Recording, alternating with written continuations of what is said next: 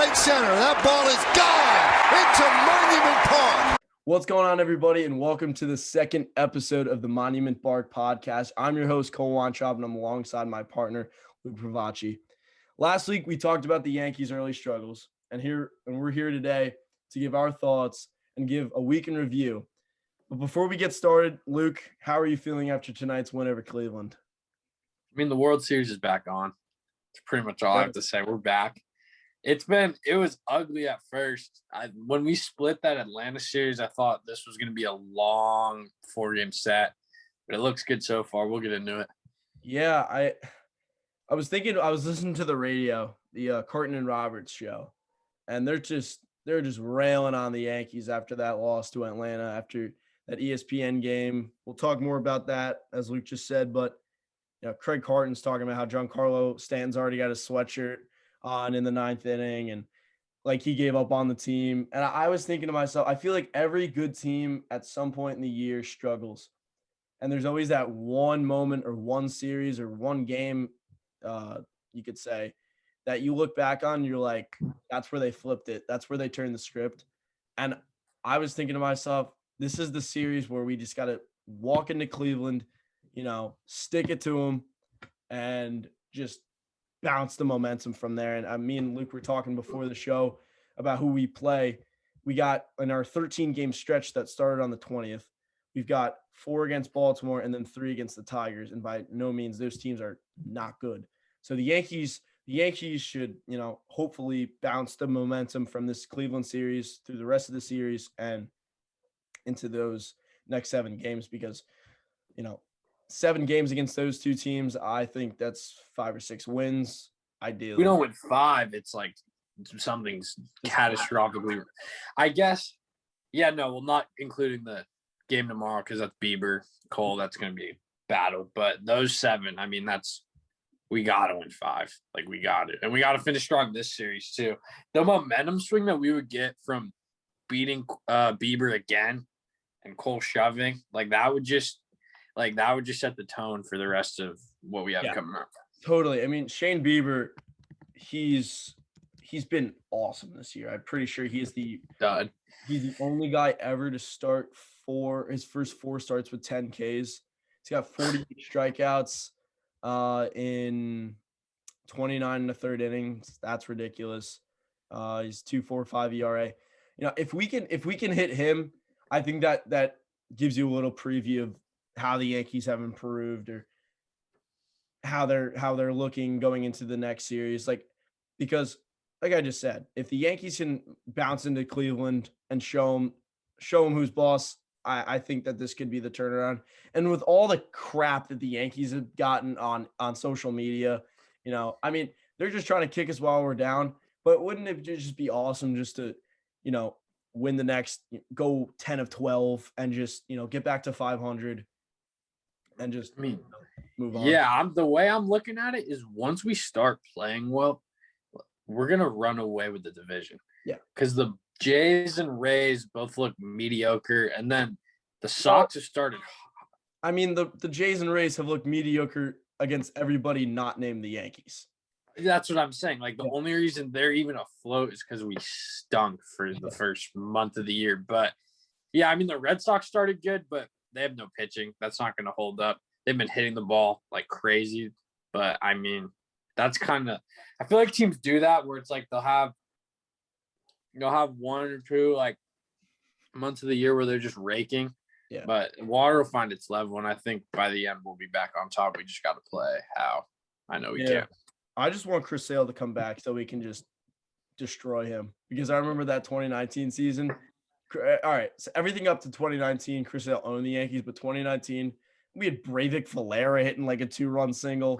Breivik Valera. We were just destroying Chris Sale, and it was awesome because I am not a fan of Chris Sale. So no, I hate Chris Sale. I hated that whole 2019 Sox team. That series, it should have gone 5 games. That Craig Kimbrell 9th inning just gives me nightmares. Gary just missed that ball. It was sadly I was asleep. Well, I don't know if it's sadly or I'm happy. No, you wish that was a long night. West Coast time, it was only 8 when we lost, and I had to just had homework. Like it was a tough start to the night, and it hasn't gotten better. We haven't won anything. Well, let's not get on a depressing start because we just won like 4 in a row. Yeah, let's go. that was all about last episode. That was all depressing. But I mean, yeah, I just said we're not going to start depressing, but let's talk about the end of that Rays series. We were going into the last episode. I just listened to a little bit of it. And I was like, well, we have to win this last game against the Rays. But that didn't happen. We had an early home run from Stanton. It was a Garrett Cole bump day. And when Garrett Cole pitches, you're supposed to win. And every time. That's why you pay him $324 million every time you need to win. Exactly. And we just didn't. Especially when you're on a losing streak. You got to stop the bleeding. That's like what he's there for. Yeah. Bottom line. Wasn't his fault, though. We couldn't get him done. We couldn't get it done on offense. Yep. 3 hits, 8 left on base, 10 strikeouts. I mean, pitching for the Rays, who'd they throw that day? They started with Kittredge, and then they went to Kittredge, Yarborough. Yarborough's unreal against us. Yeah, Yarborough 5 innings, 2 hits, an earned run, 2 walks, 4 Ks. I mean, those are decent numbers compared to the rest of the game. But yeah, so in the early part of the game, Stanton gave us an early 1-0 lead in the bottom of the second. And I was not watching this game. I was actually away, not watching. I was listening to it on the radio, so it was kind of hard because John Sterling's a little shaky sometimes. But the defense was not good at all. I know that Hicks let a pop-up drop and then couldn't – oh, you watched this game. Yeah, okay, so I was going to say, like, it wasn't even like that first play was like, yeah, he made a bad route. He does that a lot. Yep. But the very next play is a base hit, and I forget who was running for the Rays, but he was slow, and he just botches the ground ball. Yep. Who did you say? Zunino? Mm-hmm. Yeah, no, I mean, it was terrible. And his body language after, like, he just kind of picked it up and, like, just kind of floated in the second and, like, put his head down. Like, that pissed me off. Like, he hadn't been doing anything at the plate. Our team's struggling. We need every run we can get. And he's just doing that. Like, that was a low for sure. And then the same inning, Clint Frazier, It didn't end up making an impact, but he caught the fly ball and the guy was tagging. He tried to do like a Patrick Mahomes across the body throw. And he just overthrew second base, which you never do. And it just made me so angry to see Garrett Cole have to get off the mound when he's pitching so well and like short hop pick a throw so it doesn't roll all the way like into the first base dugout. It was just that just made me mad. That whole inning, even though that throw ended up not costing them a run, it was just such a tone setter for the rest of the game. I knew we were dead. It was controversial whether we like left Cole in too long, but the way the bats were going, I believe it was tied, right?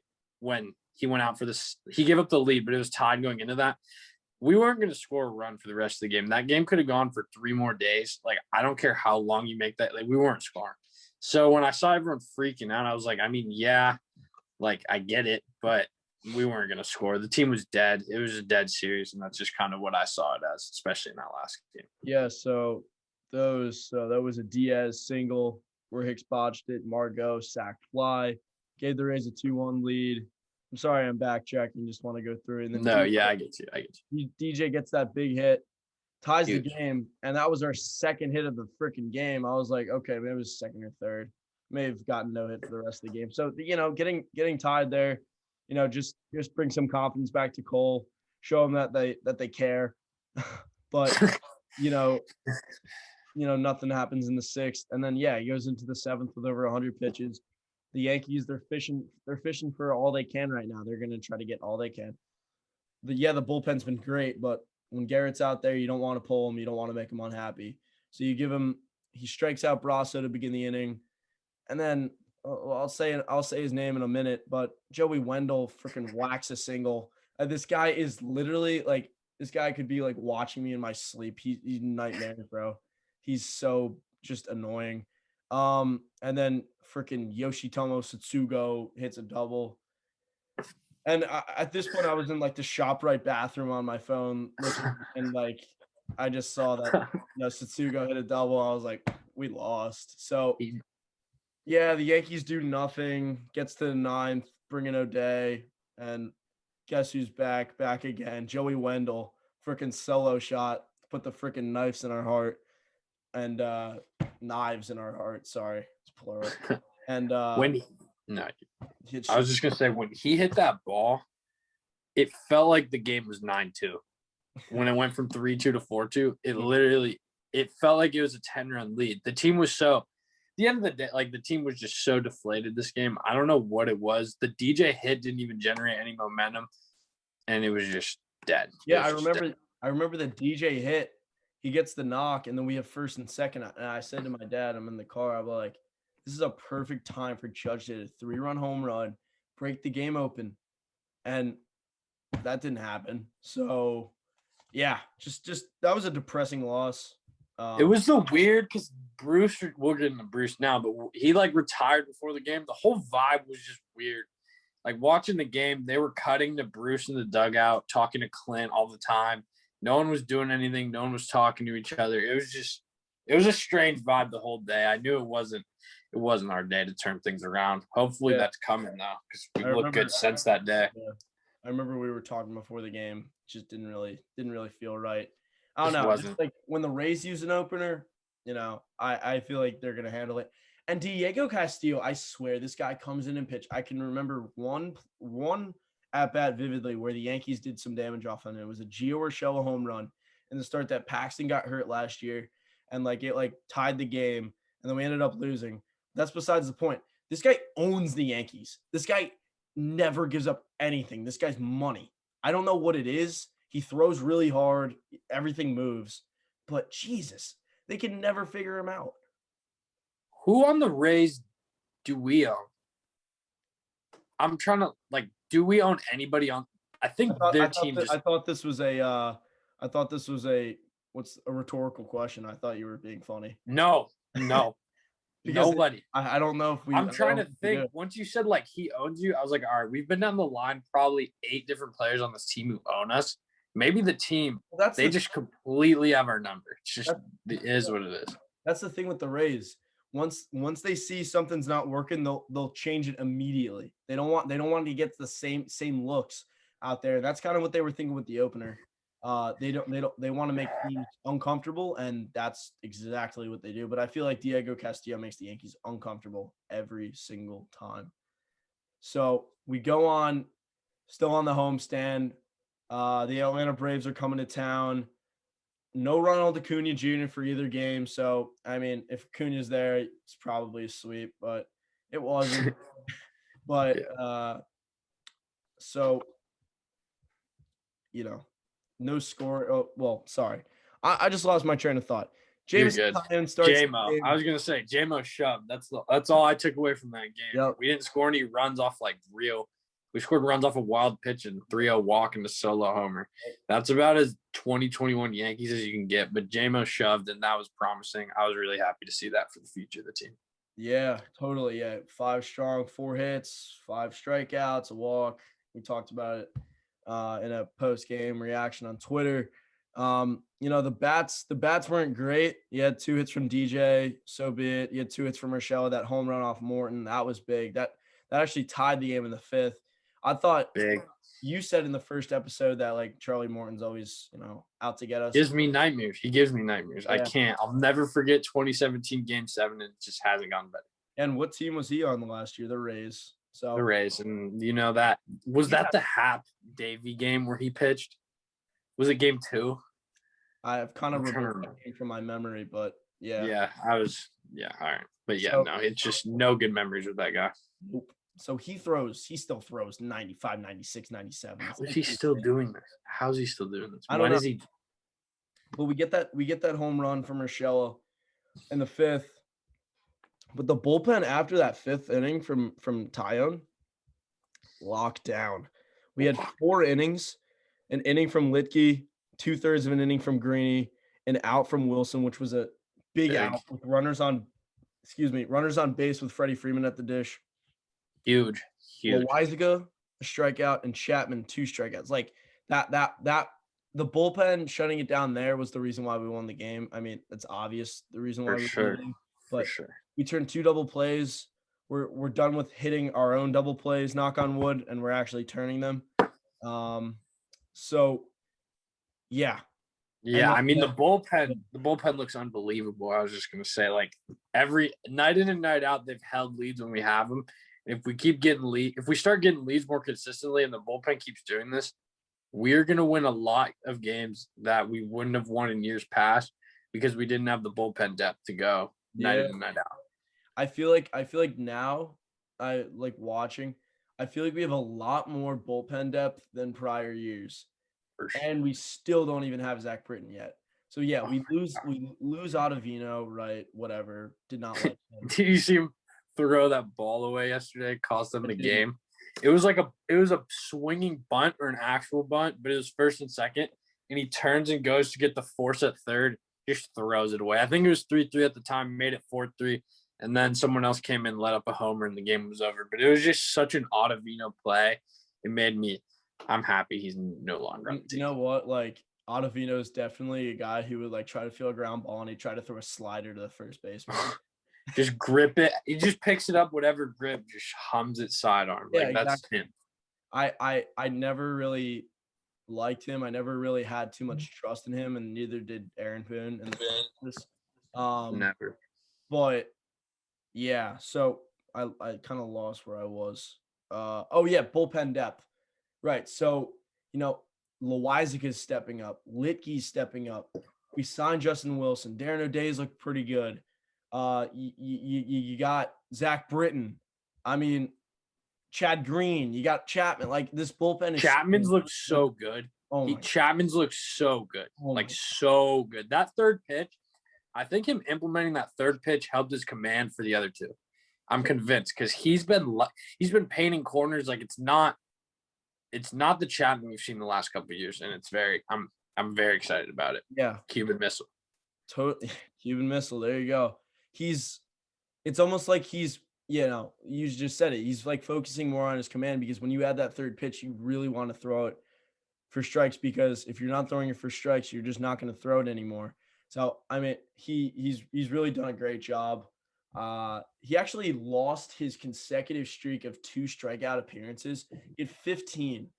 Felix Pena on the Angels has held a streak from 2018 to 2020 of 8 or 17 straight 2 strikeout appearances. But Chapman, he lost it tonight. We'll talk about it in a second. It didn't, have any bearing on the game.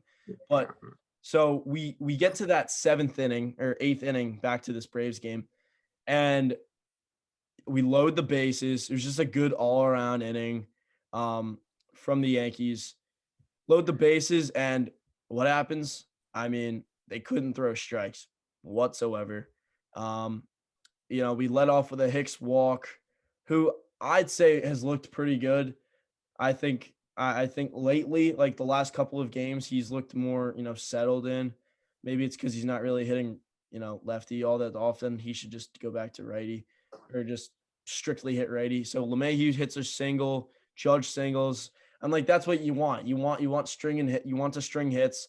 Frazier comes up, wild pitch. Nate Jones just does not know where the ball's going. And then Frazier freaking pops it up. And I remember texting you after the game. I was like, that was a perfect opportunity for Clint Frazier to just take all of the stress and all of the attention on him and just kind of just release it.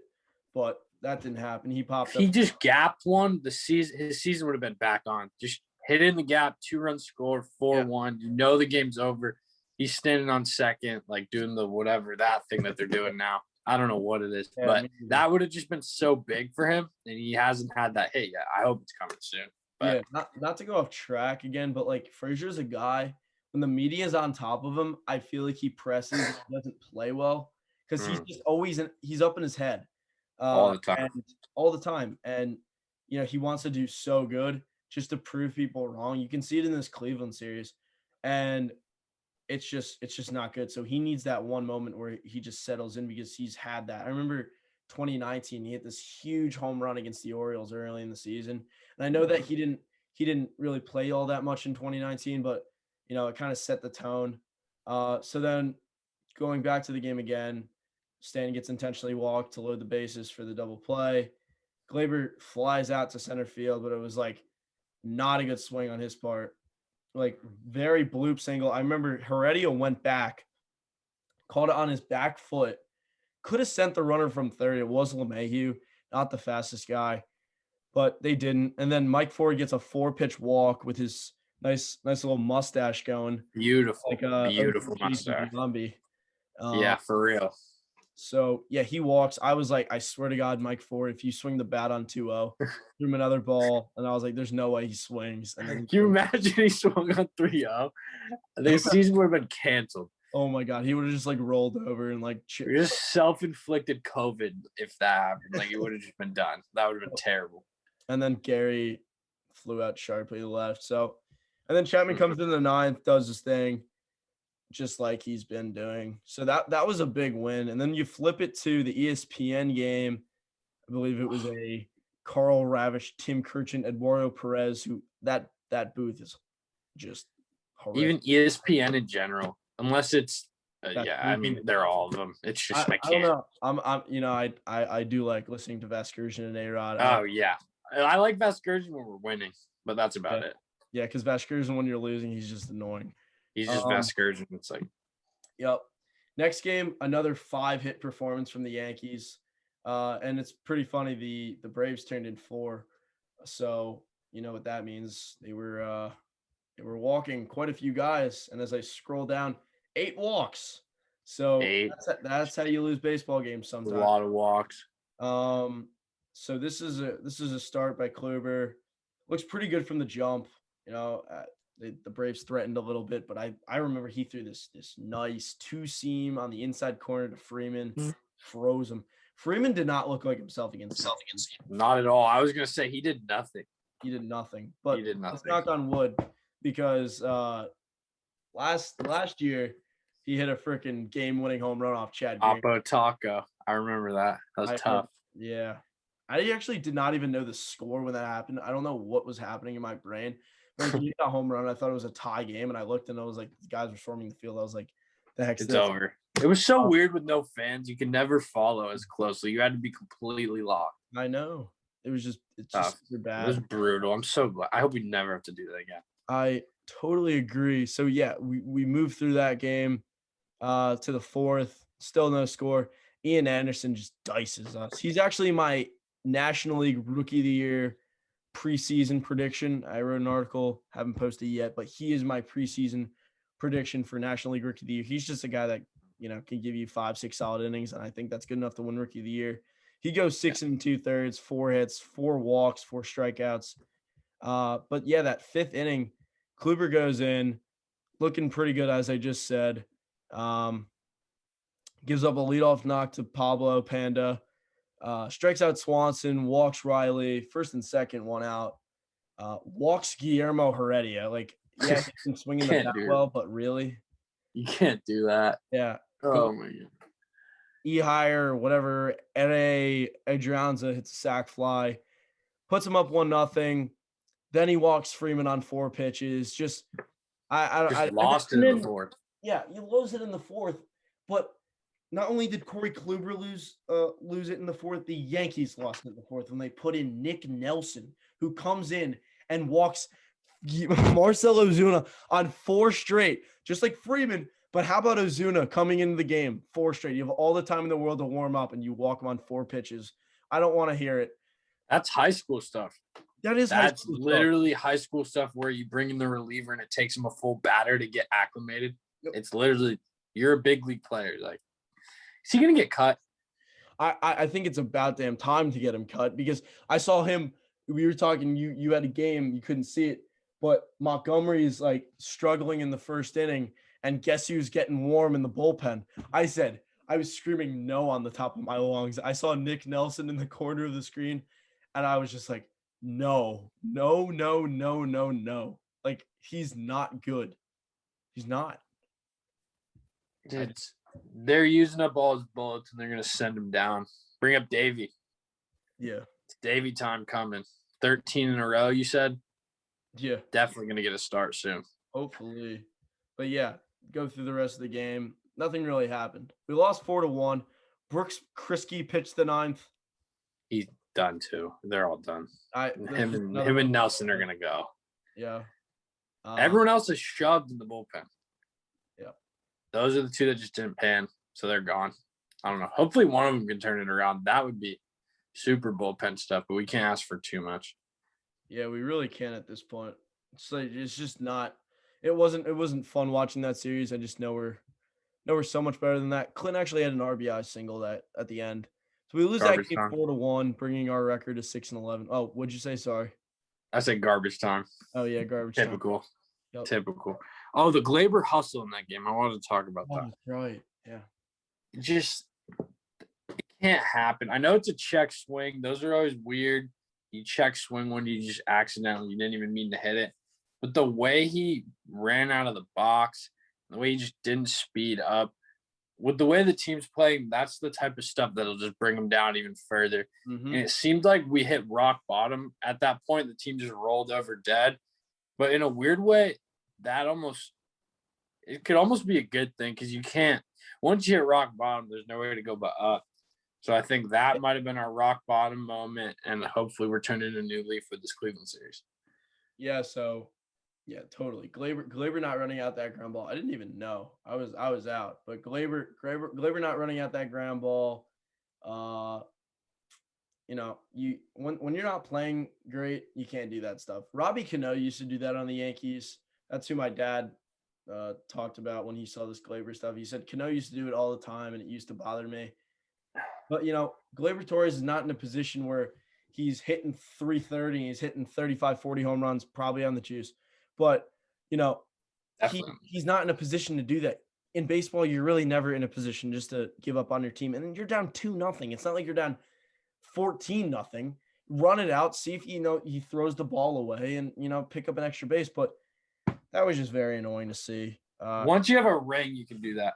Yeah, if we won it like 2019, and we're struggling this year, and he wants to loaf it out of the box, go right ahead. We have a ring. I mean, we don't. This whole team so entitled. When we're losing, they're the most selfish team. Like we haven't won anything in so long, and I just can't handle seeing things like that. Yeah, and then you don't need any more negative attention towards the team. You don't. It's already the Yankees. You're already the enemies. Yeah, we're already the enemies. We're already 6-11, 6-10 at the time. We're not playing well, and then here Glaber Torres, he doesn't need to act like one of us because that's probably how I would have acted. Definitely, that's why we're in high school and they're in the bigs getting paid. That's why we're in high school and they're getting paid millions in the bigs. Just can't have it. Yep, can't have it. So then we move on, march into Cleveland. Hopefully, this is a series where we can kind of throw away that last Braves game and pick up our own momentum. We talked about it at the early part of the episode, but Herman comes back after being, sent down after his two brutal starts at the beginning of the season against Toronto and Tampa. And from the jump looked terrible. Ugly. Just not good. I mean, this Cleveland lineup, with how good their starters are, it's not even that bad. I mean, they have a decent core of hitters. I don't know if you're a fan of it, but Cesar Hernandez, Jose Ramirez, Eddie Rosario, Franmil Reyes, Josh Naylor had his foot up our what's in the playoffs. Roberto Perez, not a terrible lineup. Herman comes in, gives up 3 runs in the first inning. Not good. Yankees come back firing though. Had an RBI single from DJ, which was awesome. Higgy scored because Higgy's awesome. Once a week Higgy. And yep. Glaber, drops revenge game. I guess you could call it a revenge game, even though it was self-inflicted. 2-run single, big hit, ties the game. Dude. Awesome. And we don't do anything. Herman actually pitched really well from innings 2 through 6. Till the rest of his outing. He was getting the ball. His pitches were getting hit hard, but they were right at people, and in the box score, it looks pretty good. So I think he settled in nicely, a lot better than the 3 runs he gave up in the first. Something to build on for sure. That's a build on start. You have to have a start like that where you face adversity and go through it before you shove. So that was his that was a stepping stone for the future for him. At least I hope. And like with how bad he looked at the beginning of the season, he needs to start like that where he struggles, but then he works out of it and it just shows improvement, shows progress. 6 innings, 90 pitches. I mean, getting 6 innings is huge because when your name's not Garrett Cole, you're most likely not getting to the 6th inning, and he did just that. So, bases loaded, 2 men out. I'm getting Rays flashbacks. Rugi Odor comes up, and I just have this good feeling. I'm just like, I'm sitting at Godfather Pizza in Morristown. I'm watching the game with my mom. We're doing good. I feel confident in Rugi. Drives it, up the right in between the shortstop and the second base, and just scores 2. I'm getting up, I'm clapping, restaurant's completely dead. I'm just like an idiot. But Rugi, huge hit. Another one. Love it. Love to see it. Looking back on it though, if he swung at the pitch he swung at on 2-0 bases loaded and it wasn't a hit, we would be having talks of him getting cut. Because it was very low. He went with it nice, but when I saw the replay, I was like, oh my God, if he just rolled over, did something stupid, we would have all been so upset. But yeah, I mean, credit to him. He's come up with big hit after big hit when we've needed it most. Even though, I mean, other than those 2 hits and the bomb today, it has seemed kind of like he's struggling. But I feel like when everyone's struggling, it's hard for a guy like Rugi to pick up. I feel like he's the type where once the whole lineup starts hitting, he'll follow suit. But yeah, I mean, that was big win. I'm gonna be honest, Rougned Odor, like for how bad he's looked, other than those 3-4 at bats, he's like one of the more likable players. And I don't know what it is. Like he got to the Yankees, and I remember like every time they play him, like I've had this Rugi nickname going. I don't know if I created it or MLB created it, but I've always been calling him that. So, Rugi, he's a guy that he's all or nothing. But like you said, when the Yankees are playing well, he's playing well. And I was in class a couple days ago because I just finished high school. I'll shout out to that. Yep, congrats. That's huge. Thank you. So I was looking through some MLB film room, and I saw that Rougned Odor just completely annihilated us in a 2019 Ranger series where he hit a huge home run early in the game and then just destroyed a walk-off home run. I have no recollection of this. None at all.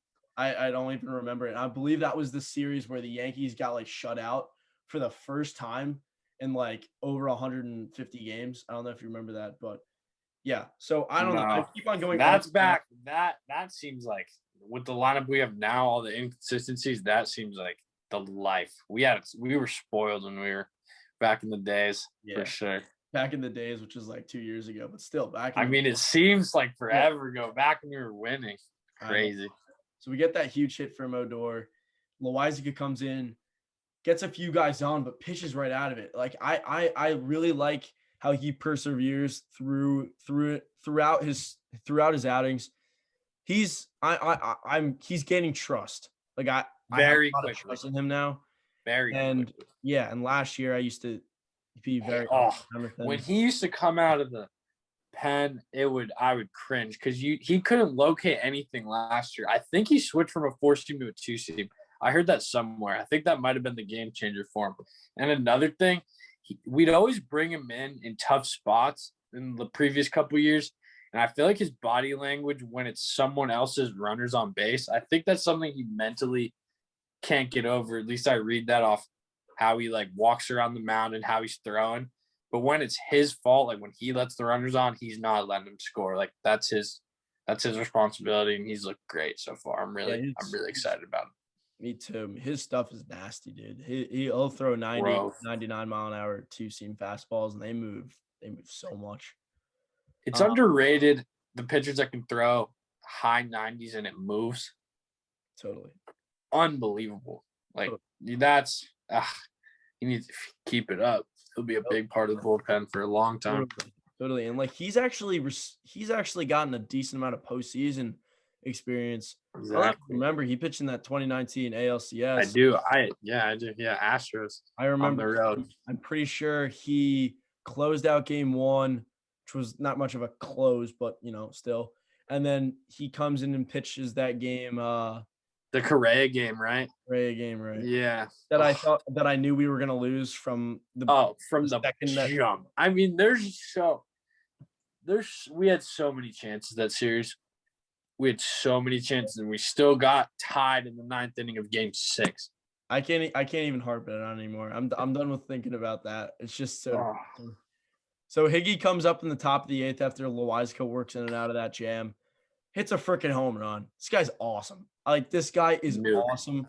I don't want them to, try to overuse him, because I've said it. If they overuse him, he's not going to be as good unless he's just always good. Like that. He could just be just a beast, and they're just not all the time. I don't know. He might be upgrading from once a week Higgy to twice a week Higgy if he keeps playing like this. Yep. DH Gary one day. Give Stanton one off day. Do Gary DH, and then Higgy behind the plate in addition to the Gary off day with Cole on the mound. I think that's very doable with the way he's been playing, because he's just hit every ball hard. I feel like he's the only guy in the team consistently hitting balls hard. Like you said earlier, the Glaber swing, he's kind of had that with all of his swings. They're always just kind of floated in the air, not much velocity on them coming off the bat. And, it just seems like in general we're not hitting the ball hard. Gio's look good too, but in general, he's been hitting the ball really hard in the limited plate appearances he's got. Nobody knows how to pitch to him, dude. Nobody. And just like thinking about Gary, I don't know, that guy makes me laugh, dude. Like, just watching him catch a game is like so hilarious, but so angry at the same time. He'll literally like try to frame a pitch, and he'll just throw his entire left arm at the ball, and it's like a strike by so much. And like when Gary catches it, it looks like a ball. Like, he does the opposite. My dad. Today, the 9th inning was pretty bad. Yeah, that was a pretty like vintage Gary inning. He like messed up 2 catches, and then the pop up at the end. I was watching with my dad. He's like, "Oh, is Gary gonna catch this?" Like, he couldn't believe that Gary actually called off Chapman, even though he's a pitcher, and pitchers never usually catch pop-ups like that. It just looks so ugly, but we'll take what we can get. Yeah. We're on a win streak. 2 wins is a win streak. I remember that. Yep. As my dad said, World Series back. Yep. We're World Series back on, but as my dad said, Gary couldn't frame a picture. So that's beautiful. We're talking about today's game. Move into it. We need to carry this into it. So Gary would like try to frame a picture, and he'd like lose the screws, and he'd just be like, "The hell with this." So 5-3 win, big win, very similar to last night's game. Montgomery struggles, 35 pitch first inning, walks a bunch of guys, works out of it eventually after damage. I wouldn't even say he worked out of it, because I can't give him that much credit. Franmil Reyes, the Franimal, 2-run double. RBI double. Moves Ramirez to third. Eddie Rosario grounded out to Glaber, who like made a diving stab. The infield was in, so he didn't really have a chance at home after he dove. But I'm glad he just got the out, and then throws it on to first. And then Ahmed Rosario, who for some reason every time this guy comes to the plate, I'm terrified. Don't really know what it is. He gets an RBI single, makes it 3-0. Coming to the next inning, and the Bronx Bombers are back. Aaron Hicks, 2 solo shot. Rougned Odor, freaking pimp job. 2-run home run. Little lefty swing, just lets go of the bat. He jumped over the bat too. He dropped the bat right where he was trying that's why he jumped? I think he jumped over the bat. Yep. I watched it twice to make sure. But I saw the StatCast on it. That's a pretty heavy pimp if it's only going 385. I'm not mad at it. It was a big home run. He needed it. But that's something that caught my eye. I was like, it only went 385, and he just acted like he put it on the moon. I don't know. Michael K said that it was 385 feet to right field, and it would have been a home run at every major league ballpark. Michael K, quickly. Really? Yeah. Every ballpark? Where it didn't. Every ballpark. Sheesh. All right. Yeah. Good to know. Michael K will say things, and it's just like, dude, why? Like, why did you just say that? Like, I'm sorry. I'm not a big fan of Michael K. I can't really speak. He has the job that I've always wanted. and I'm jealous. And he's just too buddy with Paul O'Neill. I don't know. Paul O'Neill, and they're always It is. laughing at the stupidest stuff. It gets a little stale. It is getting a little stale. I will agree with you. I watch games on mute a good portion of the time, actually. Fun fact about me. I just like being in my own thoughts. I don't know. So I haven't necessarily gotten sick of them because I don't watch them a ton and listen like vividly to what they're saying.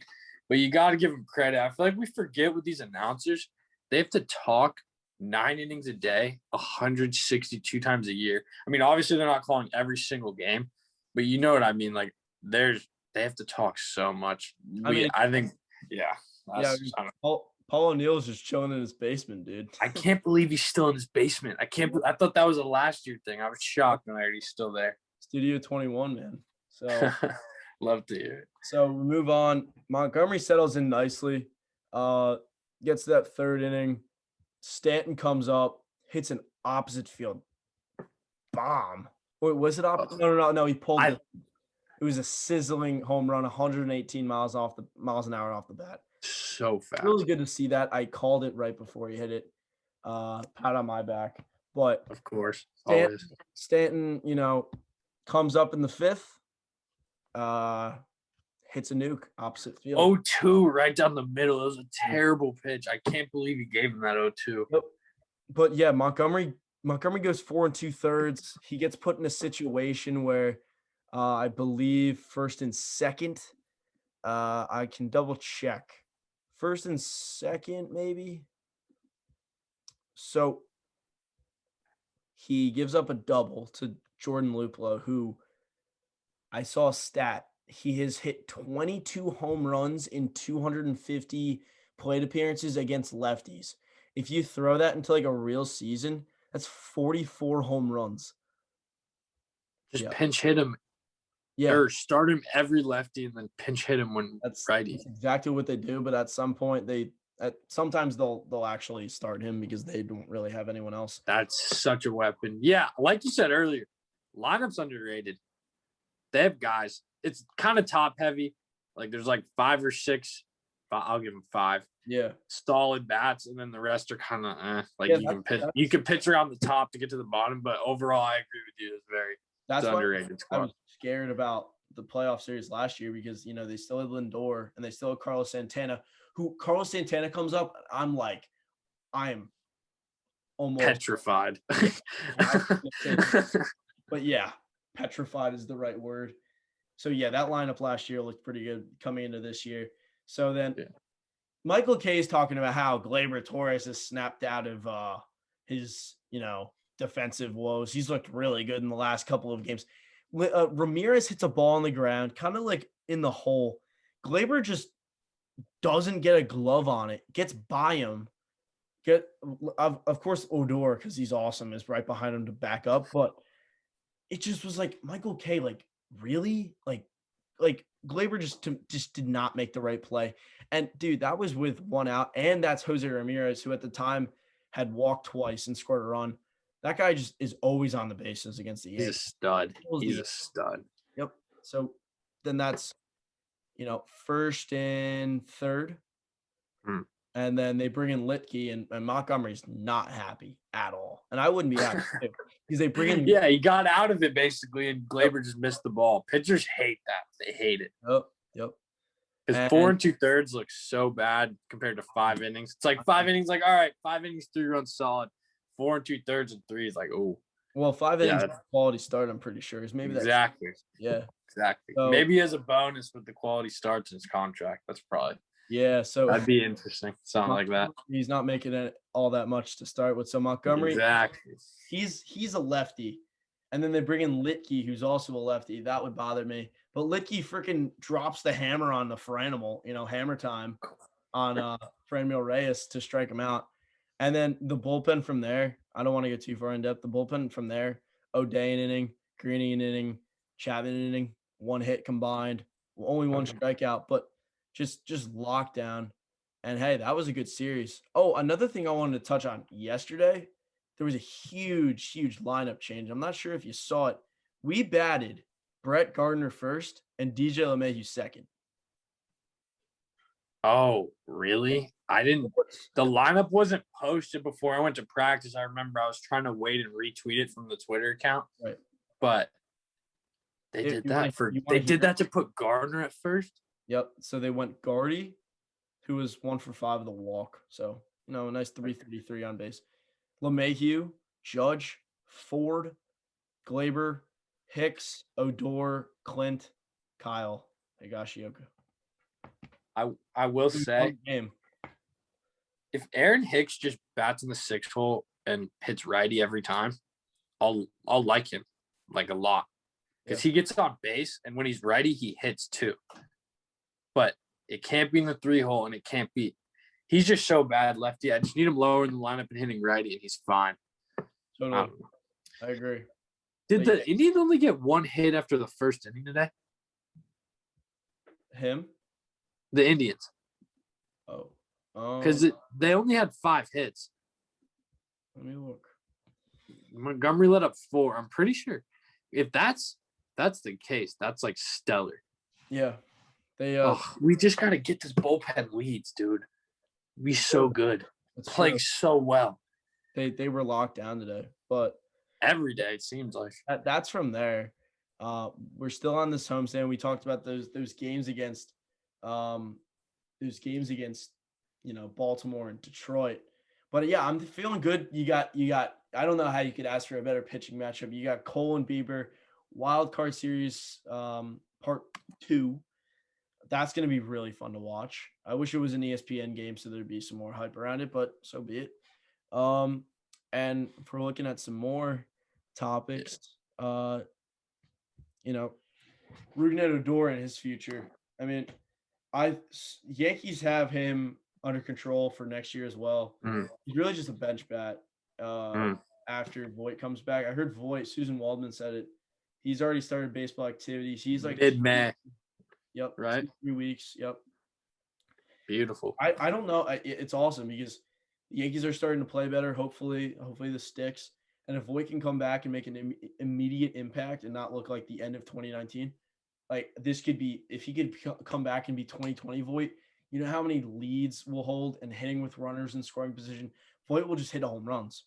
Like he's more of a consistent home run hitter who hits singles sometimes and doubles. Like he's a guy that we need in the middle of that lineup because then we're not like questioning our lineup every day because he's a guy that punch in 4 or 5 and just in him there because there's no change, righty or lefty, whatever matchup he's hitting. I hate to be like every other baseball writer or fan ever, but he's just such a presence. I feel like that word's overused, but it's a good one for him because I feel like when we have Judge and Stanton and they're kind of struggling, you can pitch to their weaknesses and pitch around them. But if you sandwich Voit in the middle, you can't just throw that slider away because they'll start taking it and then you have to pitch to Voit. I just think it'll make a big difference when he comes back. And hopefully it's almost good that we're starting to pick it up before he comes back because if he came back and we were still bad, the momentum's killed. But we have a chance to like double the momentum and just run through these bad teams, which I'm excited for. I'm excited for these matchups. I am too. And part of that presence is he's jacked, bro. He's completely yoked. He's huge. He's huge, bro. He's bigger than dad strength now too. He's gonna have a kid, I think. I think he's gonna have a kid too. Dad strength. I mean, he's on the up and up right now. I just can't wait to see a little Luke Voit hops out of the batter's box. Kid's gonna have a huge head. Can't wait. Huge head. Shout out Luke Voit. Homie. Yup. My God, bro. So we're going to move on to our final segment. We started it last episode. Well, I had something. First episode. I had something. Oh. I hate when this happens. I forget what it is though. My bad. No, it wasn't you cut it off. I was trying to get it back when we were talking about Voit. It just went away. Yeah, all right. If I think of it, I'll just blurt it out. We can move on. For a reason. Yep. All right. Yeah. So the Yankees. We already talked about tomorrow's game. Yeah. So Yankees random game of the day, Luke. What do you got?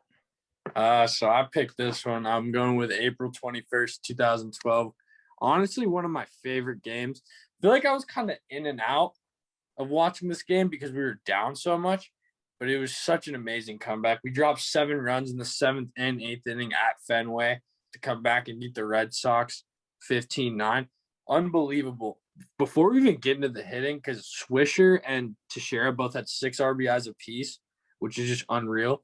This pitching lineup that we had this game, it blew my mind. Oh my God. Freddie Garcia, Clay Rapida, David Phelps. Rapata.